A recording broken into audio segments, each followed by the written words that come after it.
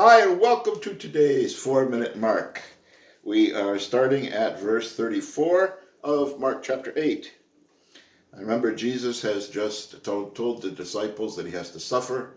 Peter rebuked him. Jesus says, Peter, you're acting like Satan. You're telling the words of people, not the words of God.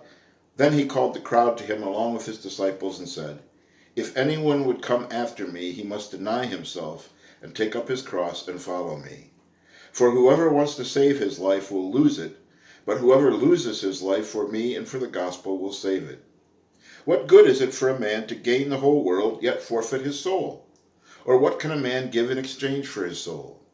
If anyone is ashamed of me and my words in this adulterous and sinful generation, the Son of Man will be ashamed of him when he comes in his Father's glory with his holy angels. And he said to them, I tell you the truth, some who are standing here will not taste death before they see the kingdom of God come with power. All right, Jesus says here that anyone, and that goes for us today, anyone who wants to follow him and be his disciples must deny him or herself, pick up the cross and follow him. What is Jesus talking about here? Well, he gives us the interpretation of what he's talking about later on down here in verse 38 when he says, if anyone is ashamed of me in this adulterous generation. Picking up your cross means standing for Christ in a world where you may be mocked, you may be persecuted, you may be misunderstood, but you are going to stand for Jesus nonetheless. Come what may. You're going to do God's will, which is to stand for Jesus no matter what the cost it is to you. Jesus did God's will, and that entailed him picking up the cross. So at great personal cost, Jesus still did God's will. Now there are many ways that we take up our crosses. When we sacrifice for the kingdom of God.